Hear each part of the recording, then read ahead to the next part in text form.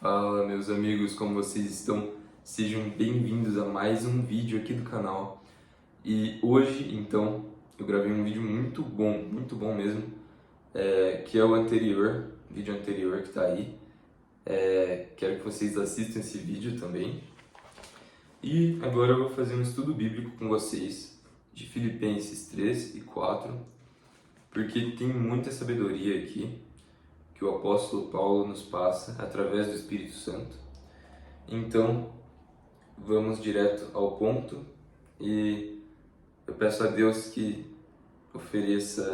que derrame o Espírito Santo, que nos edifique aqui, que traga concentração para nós e edificação. Em nome de Jesus, amém. Então, primeiramente, cuidado com as falsas doutrinas. Resta, irmãos meus, que vos regozijeis no Senhor. Não me aborreço de escrever-vos as mesmas coisas, e é segurança para vós. Guardai-vos dos cães, guardai-vos dos maus obreiros, guardai-vos da circuncisão da carne. Porque a circuncisão somos nós, que servimos a Deus em espírito, e nos gloriamos em Jesus Cristo, e não confiamos na carne. Ainda que também podia confiar na carne. Se algum outro cuida que pode confiar na carne, ainda mais eu. Circuncidado ao 8º dia da linhagem de Israel, da tribo de Benjamim, hebreu de hebreus, segundo a lei fui fariseu, segundo o zelo perseguidor da igreja, segundo a justiça que há na lei irrepreensível. Mas o que para mim era ganho, reputei-o perda por Cristo. Ou seja,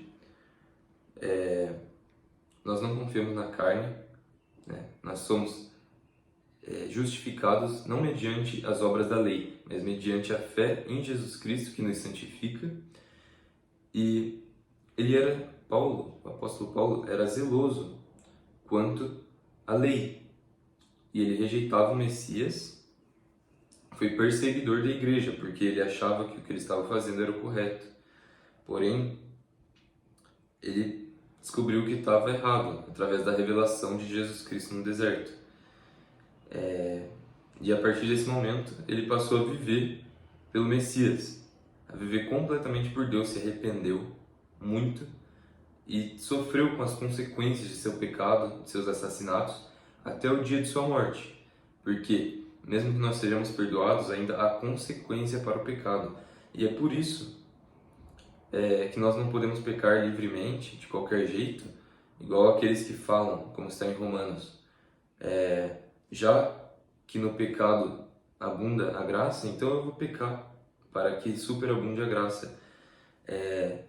E desses, o apóstolo Paulo fala, a condenação é justa. Ou seja, não é porque o Criador tem a capacidade de perdoar que nós devemos pecar. Muito pelo contrário. Muito pelo contrário, porque aquele que está pecando, tendo conhecimento, está querendo crucificar o Messias de novo, está pisando no sacrifício do Messias, fazendo ele sofrer. Então não é salvo, porque o verdadeiro salvo, ele sente tristeza quando peca, ele se arrepende, ele está buscando sempre melhorar para agradar a Deus, porque o verdadeiro salvo, ele conhece o amor de Deus, por isso que Deus é amor, e aquele que ama guarda os seus mandamentos. Então, e na verdade tenho também por perda todas as coisas pela excelência do conhecimento de Cristo Jesus, meu Senhor, pelo qual sofri a perda de todas as coisas e as considero como escória, para que possa ganhar a Cristo. Ou seja, o verdadeiro evangelho não é o evangelho em que a pessoa transita entre o mundo e Cristo, né? Ela diz que é cristã, mas na verdade tem as obras do mundo, não está em comunhão com o Criador, em oração, porque a fé, ela simplesmente, a verdadeira fé, ela é de quem ora. Se você não ora, você não tem fé, porque quem tem temor de Deus, quem conhece a Deus, quem está em comunhão com o Pai, ora ao Criador, louva a Ele e busca a sua presença diariamente. Então, olha que incrível, né? O evangelho verdadeiro é aquele que você morreu para o mundo e renasceu em Cristo. Você carrega a sua cruz, passa por aflições, mas você tem bom ânimo, porque o Messias venceu o mundo e nós também vencemos o mundo, e não por causa de nós, mas porque aquele que está em nós é maior do que aquele que está no mundo. Aleluia, glória a Deus, meu Deus do céu, o Espírito Santo está forte hoje, meu Deus. Então, e seja achado nele, não tendo a minha justiça que vem da lei, mas a que vem pela fé em Cristo, a saber, a justiça que vem de Deus pela fé, para conhecê-lo e a virtude da sua ressurreição e a comunicação das suas aflições, sendo feito conforme a sua morte. Ou seja, nós temos que conhecer. Para conhecê-lo, conhecemos a virtude da sua ressurreição, e para isso, então, nós temos que ressuscitar também, nos tornando nova criatura. Nós temos que nos comunicar com as aflições dele. Se nós somos verdadeiros servos dele, nós também passamos por a rejeição do mundo, mas nós temos que não ficar sofrendo, murmurando, choramingando. Nós temos que rejeitar o mundo de volta, compreender e estar felizes por isso. Porque se nós fôssemos do mundo, o mundo nos amaria, mas como não somos do mundo, o mundo nos rejeita.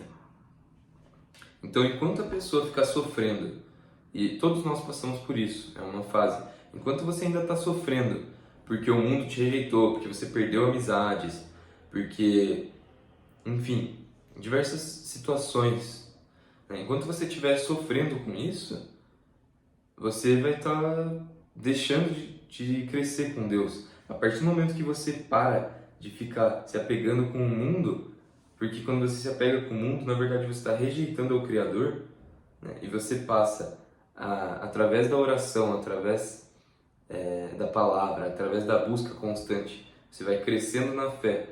E aquilo que antes era sofrimento, aquilo que era solitário, você passa a apreciar, a sentir paz, a sentir alegria, simplesmente na presença do Criador. E óbvio, nós temos amigos, nós temos que socializar, mas não da forma que o mundo diz, você tem que sair, tem que fazer não sei o que. Não, estou falando sobre os poucos amigos verdadeiros, sobre a socialização com os irmãos, porque não há comunhão entre a luz e as trevas, simplesmente. Então, não existe isso de cristão estar indo para festa mundana, estar indo para carnaval, a não ser que seja para pregar o evangelho. Não existe isso, não existe. Não há comunhão entre a luz e as trevas.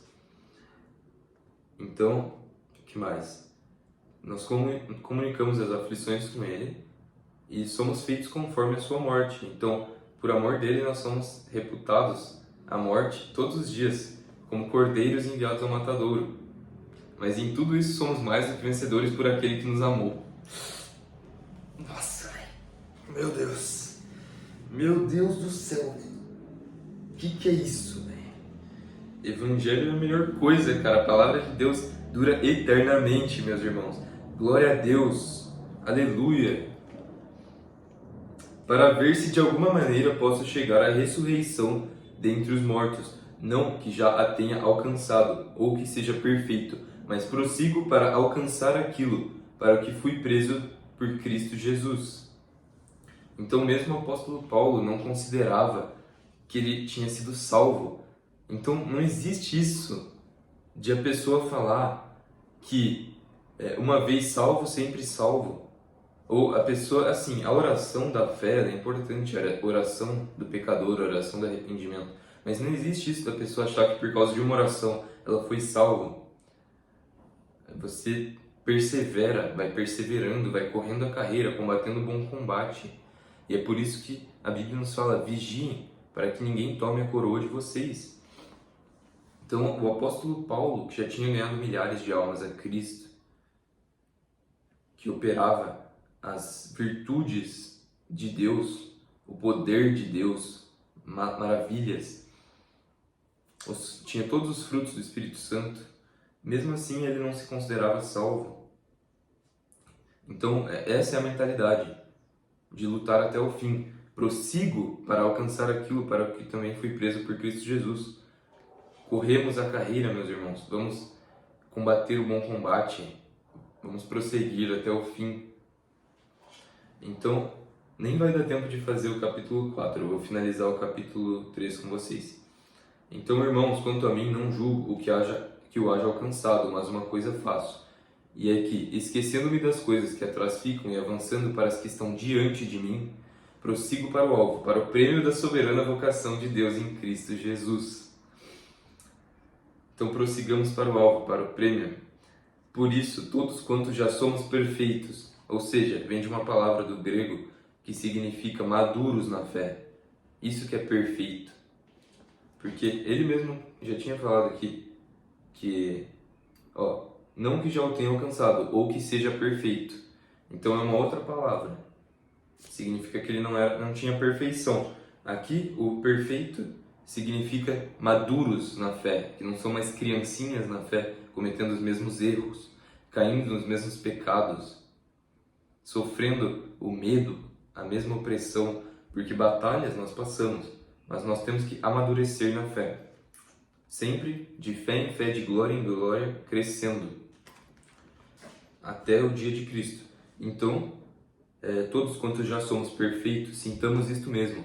E se sentis alguma coisa de outra maneira, Deus também vô-lo revelará, através do Espírito Santo. Mas naquilo a que já chegamos, andemos segundo a mesma regra e sintamos o mesmo. Sede também meus imitadores, irmãos, e tende cuidado, segundo o exemplo que tendes em nós, pelos que assim andam.